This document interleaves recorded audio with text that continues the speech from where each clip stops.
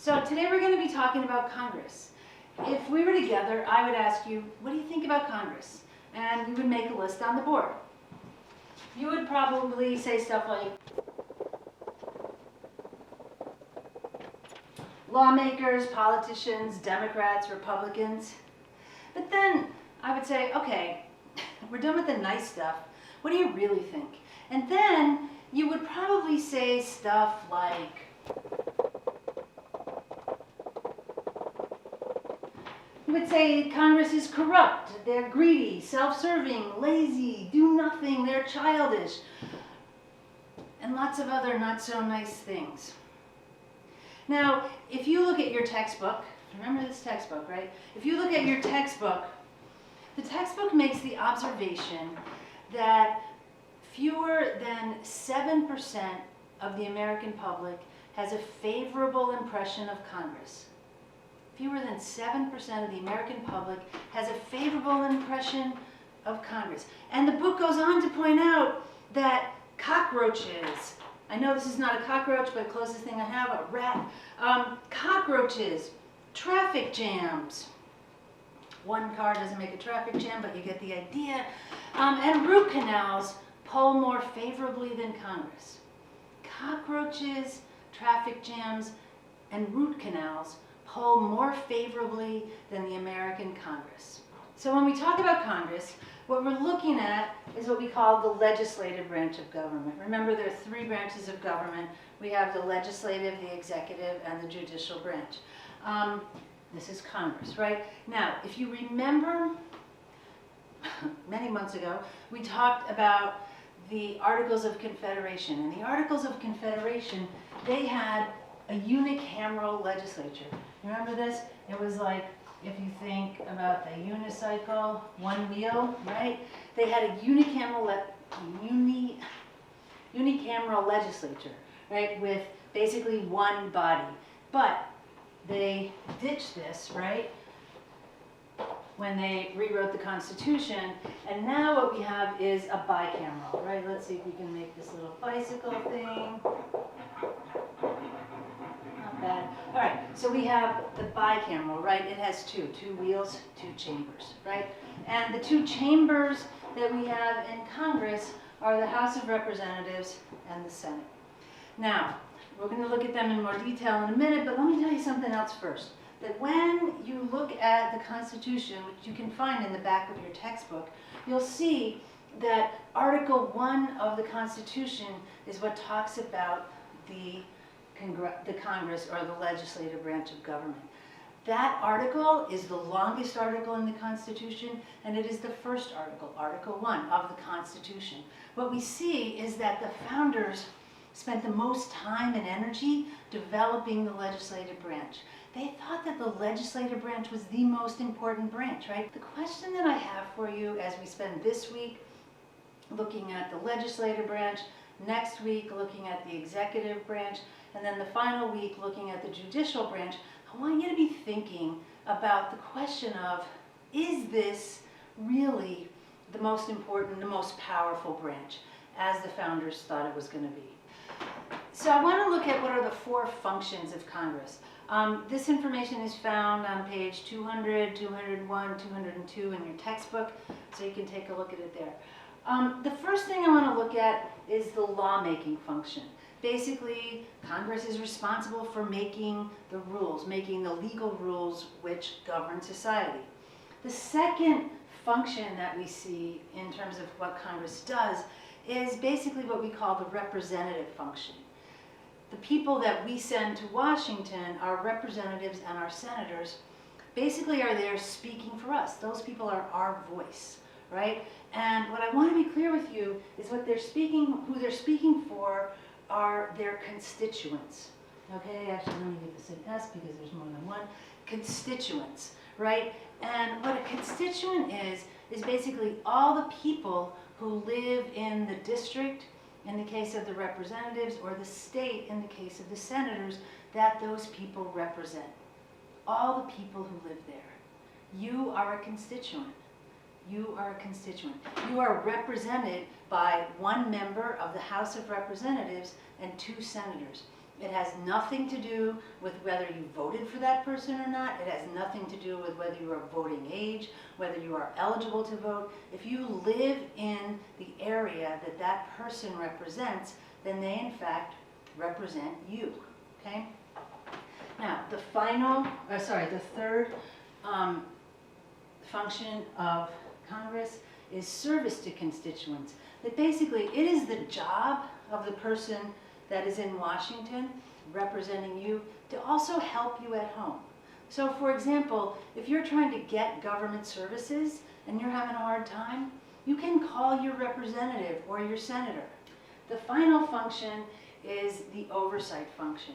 Congress is basically authorized to oversee federal programs. So when programs are put in place, it's up to Congress to make sure that those things work the way they're supposed to work. You guys are probably aware that the government has passed huge economic relief packages called the CARES Act. Okay, we're talking billions of dollars, billions and billions of dollars, money that is supposed to be dispersed to the American people. So somebody needs to make sure that that's actually happening in the way that it's supposed to happen. It's the job of Congress to oversee congressional oversight to make sure that that in fact goes where it's supposed to go. So if we were in the class together, you can tell I keep saying that because I'm really missing you guys. If we were in the class together, I would give you this handout. And I would tell you to get in groups, and then everybody would kind of groan, but you would do it, and then you would have really loud and really lively, interesting discussions. I wish we could do that right now. But let's think about it. If the federal budget were $100 billion, like you see on this handout, it's actually over $4 trillion, but that's beside the point. If it were $100 billion, the question is, how would you divide it up, right? We have these 5 areas: education, transportation, health and welfare, environment, and law enforcement. The question that I want you to think about is how much would you give to each? If you were dividing up the federal money, how much would you give to each one? So, since you guys aren't here, my daughter is here, so I asked my daughter, how much would she give to each one? So, go for it. Okay.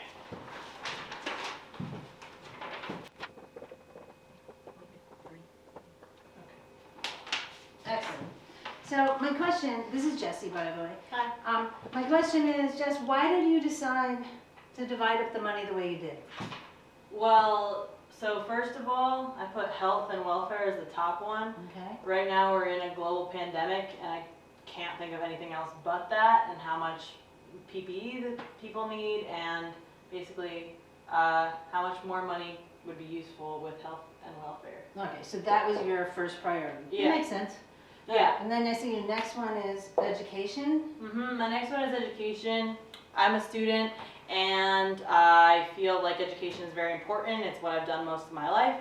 And also I've been listening to the news, and in New York City there's a lot of remote learning happening, distance learning happening, and those people need technology, and there's a lot of like expensive technology that's now needed that we don't have. So I feel as though there should be a lot of money to that as well. All right, so the federal government should give money to education. Makes sense. What's your next? Oh, let's see. What's your smallest one? Looks like law enforcement is your lowest one. Yeah, law enforcement is my lowest one because growing up in New York City, I feel like I've seen law enforcement not necessarily keep people safe, and I think that money is better used elsewhere, like in education and things like that. Okay, that makes sense. Want to say anything about environment or transportation? Well, transportation, I can't drive, and my school, my college is not in the city, and so I can't get anywhere, and I think that the federal government should spend more money on public transportation, because even though we don't have that great public transportation in New York City, at least it's there, and I think it should be in the rest of the state or country as well. Okay, that makes sense. And environment's the, well, second smallest. Well, the environment I thought would also be benefited by getting more money to the transportation, because public transportation would improve the environment. And also, $18 billion is still a lot of dollars. So I thought that that was still a significant amount, and it's like it's more than double what I put for law enforcement. So to All right. deal with global warming, I still felt like it should be a significant number. Sounds good. I don't know.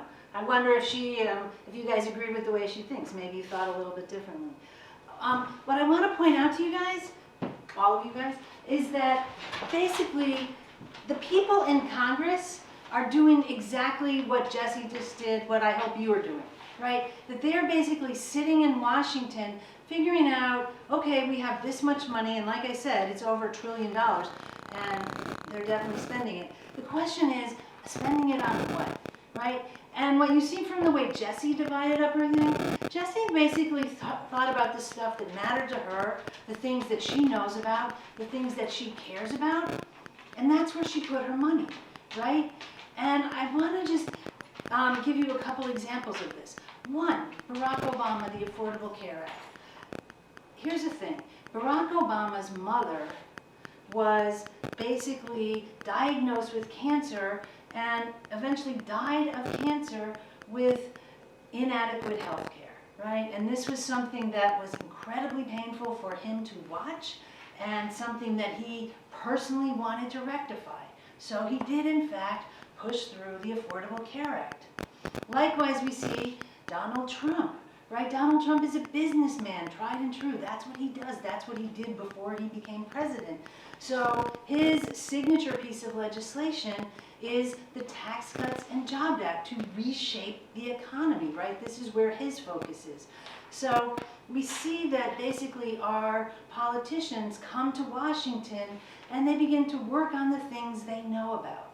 Now, we're not only talking about presidents doing this, we're also, and I want to remind you that I mentioned to you last time, these down ballot races, right? Down ballot races are basically, when we're talking about a ballot where we vote, you have the president at the top. Below the president, you have other offices, right? And so we have the House of Representatives and the senators.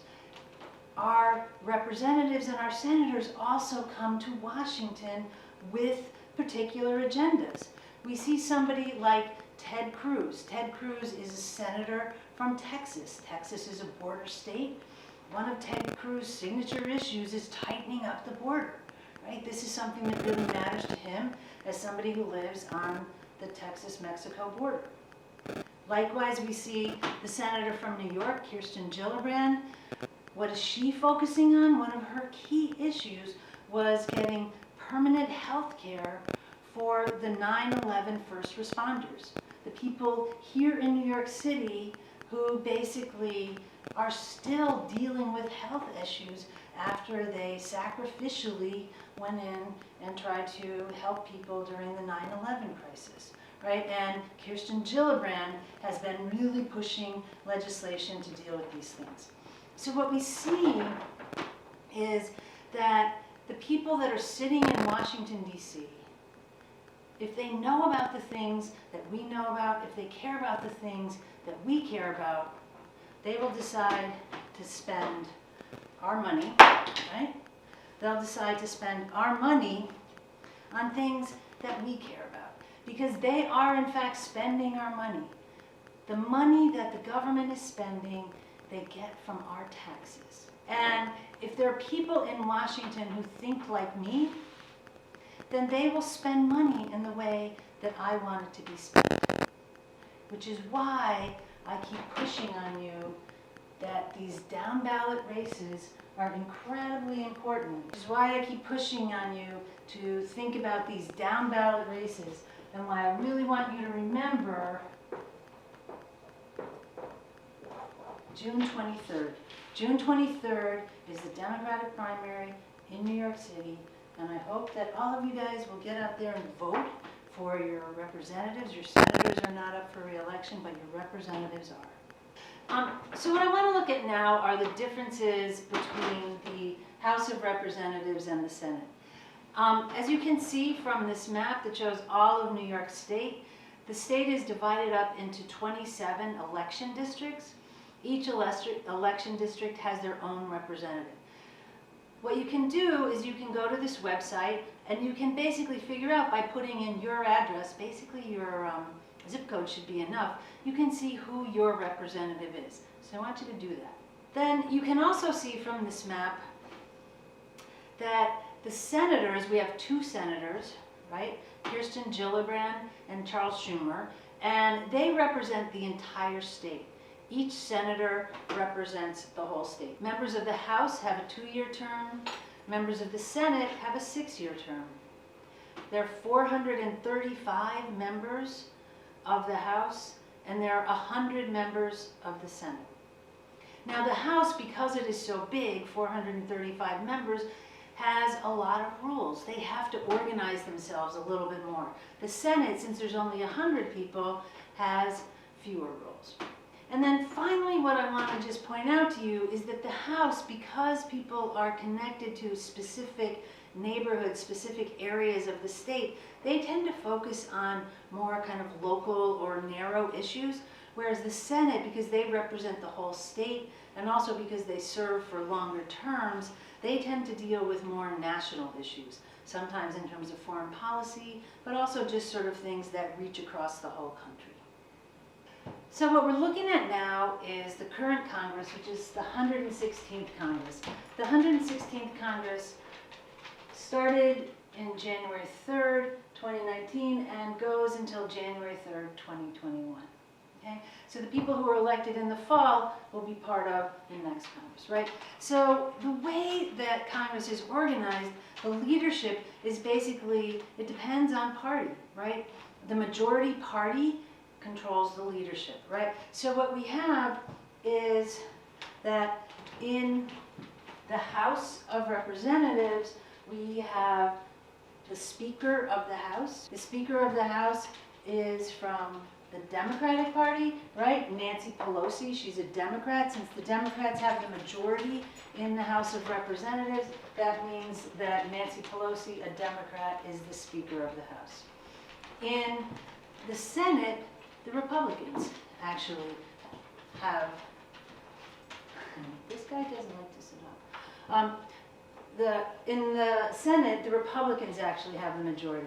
So the majority leader is what it's called, and that person is Mitch McConnell, and he's a Republican. All right? And essentially, boiled down very much, the job of the leadership is threefold. The first thing that either the Speaker of the House or the Senate or Majority Leader does is sets the agenda, right? They decide what we're going to talk about and when, and also what we're not going to talk about, because there's way too much stuff that people would like for Congress to talk about. There's not enough hours in the day. So somebody has to make a decision about what goes in and what doesn't, right? Just like the syllabus of this class, right? The textbook, there's a lot of chapters that we're not going to get to, right? I make a choice, I make a decision, I set the agenda about what we're going to talk about, what I think is most important. And that's exactly what Nancy Pelosi and Mitch McConnell do, right? The second thing that the leadership of the Senate and or the House does is control the process. The same way in our class that I come in and I say, okay, this is what we're going to do, and I'm going to put you guys in small groups. Or I want one person to talk to another group. Whatever it is, I decide how things are going to work. That's exactly what happens with the Speaker of the House and the Senate Majority Leader. That they basically are in control of the process, the way things work. The final thing that they do, which is incredibly important and a little bit more behind the scenes, is that the Speaker of the House and the Senate Majority Leader appoint the other members of the Senate or the House to committees. And we're going to look at this in a minute when we look at how a bill becomes a law. But committees is where really the real work gets done.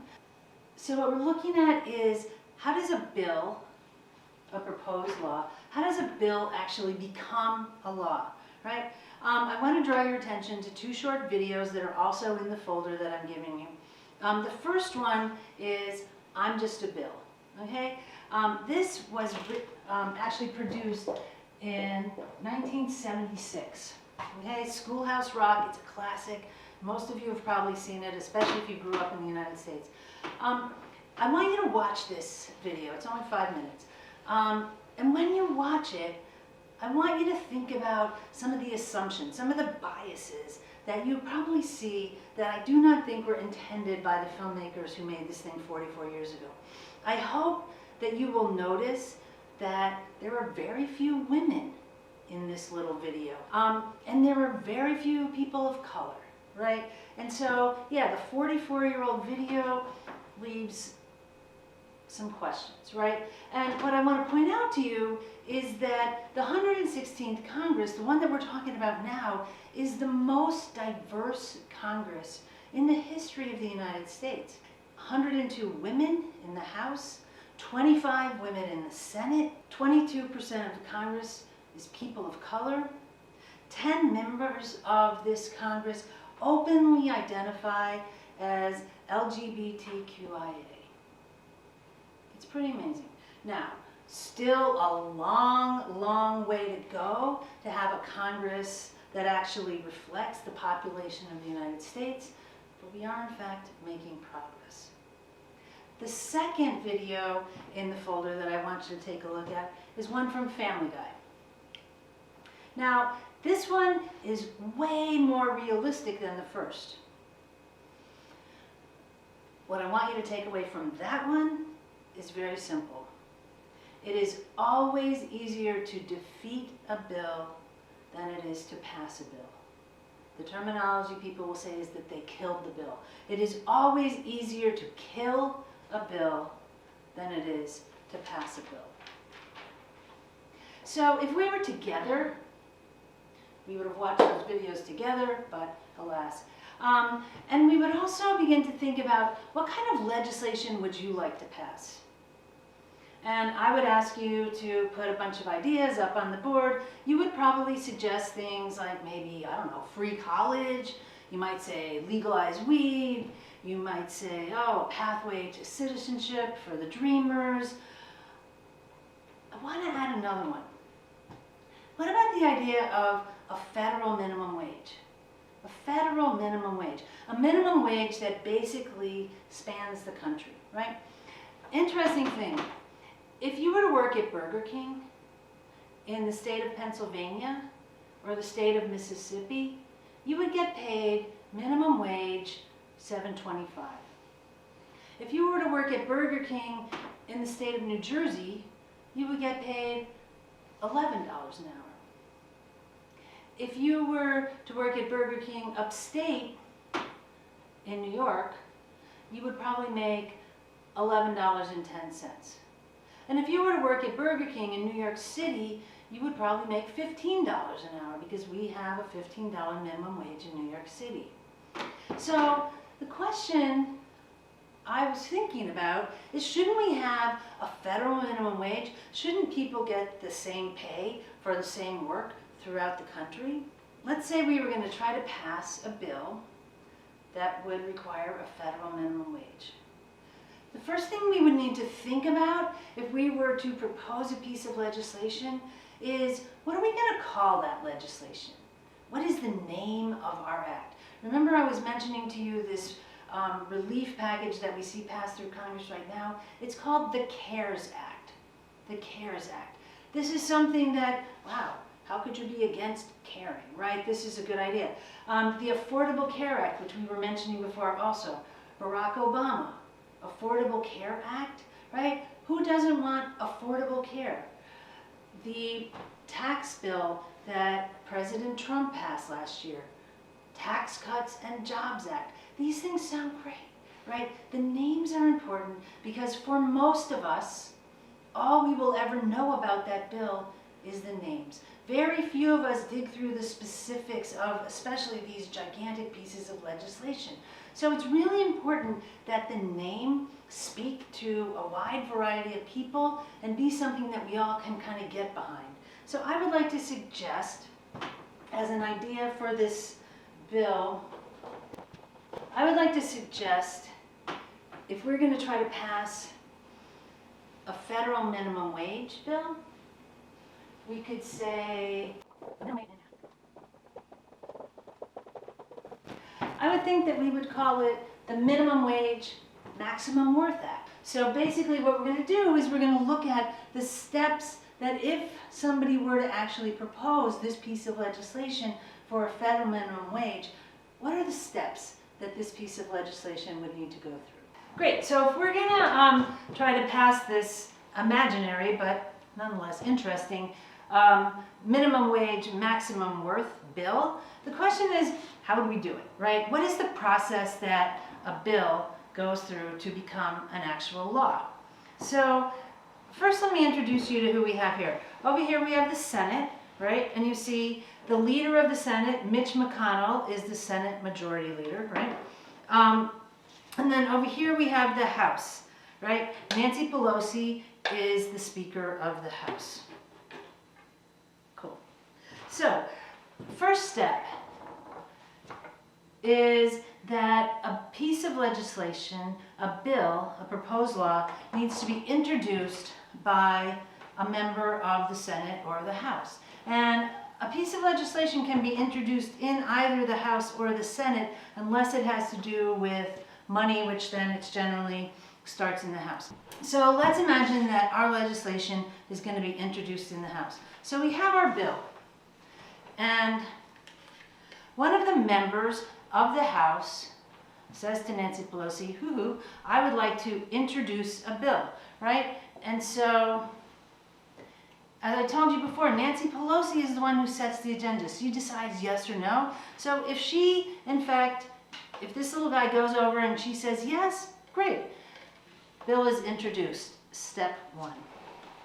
All right, now, it is just as possible that the bill could be introduced in the Senate, in which case this woman would come over here to Mitch McConnell and say, hey, I want to introduce a piece of legislation. If he agrees, great, it would start there, okay?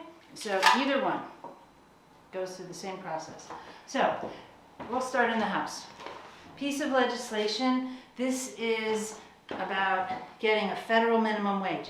So what Nancy Pelosi does is she gives this bill a number, and then she refers it to a committee.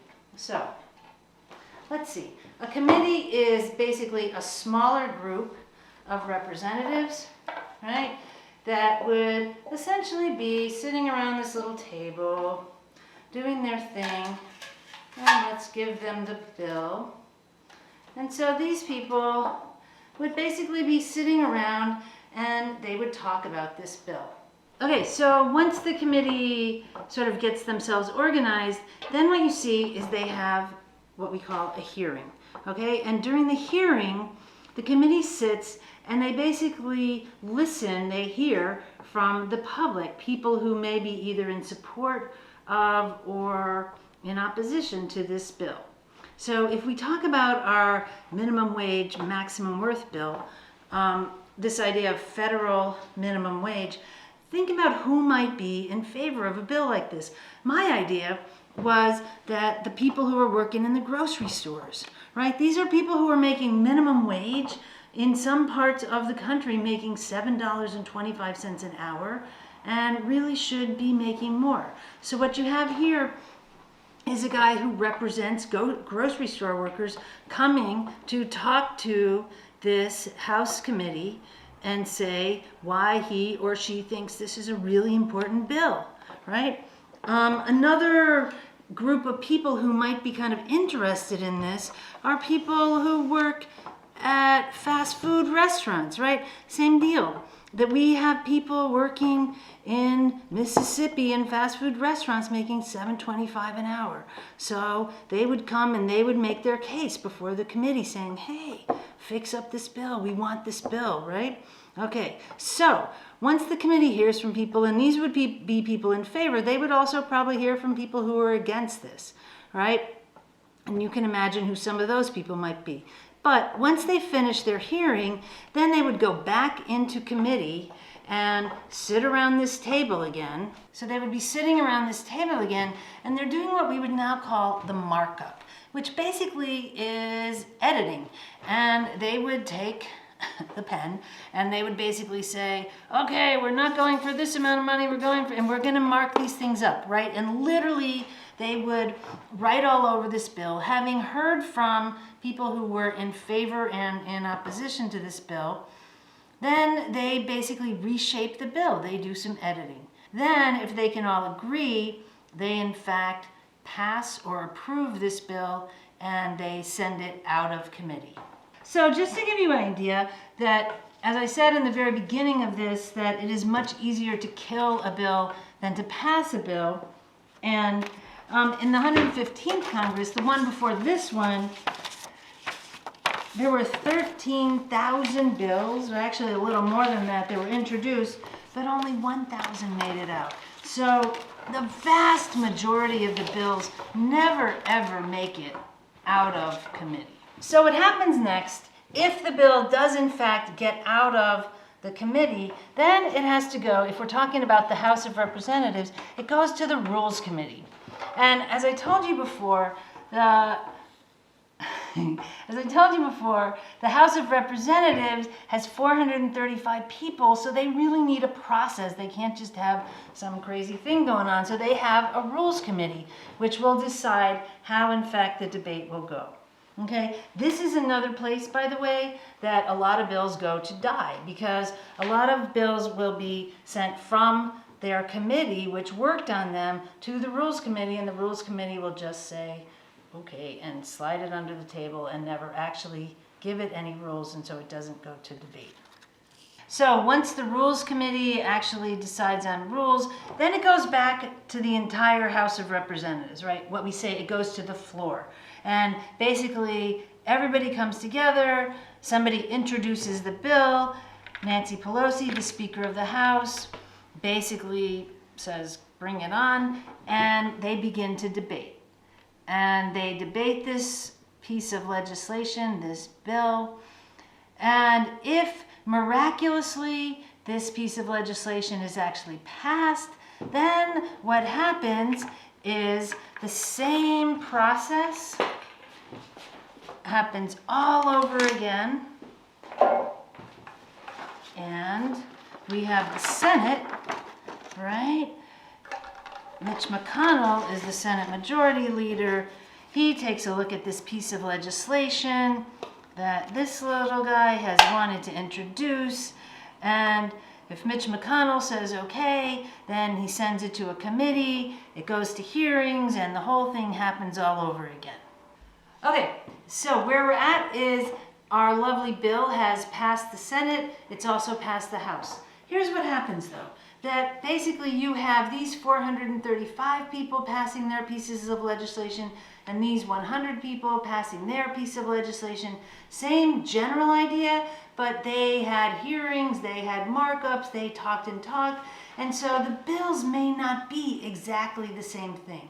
Although they're generally on the same topic, they may not be precisely the same.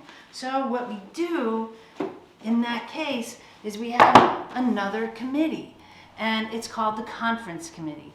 And what happens is the Senate brings their bill, and the House brings their bill, and they each bring a few members, people who have worked on this bill in either the House or the Senate, come together, and after they talk and they talk and they talk, they come up with a bill that they can both agree on.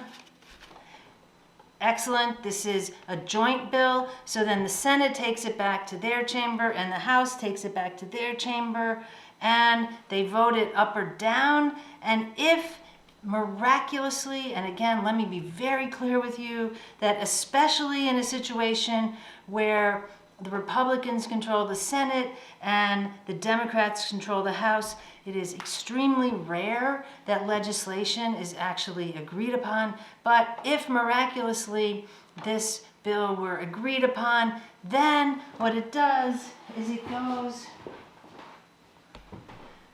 to the president. And the president has to look at this bill and decide, does he, or maybe she someday, does he actually want to sign this bill? And if the president wants to sign the bill, then the bill becomes a law. If the president decides not to sign a bill and says no, then Basically, we call this a veto, and the president has vetoed this piece of legislation. It goes back to Congress, and then Congress can revisit this and decide whether or not they want to override the veto.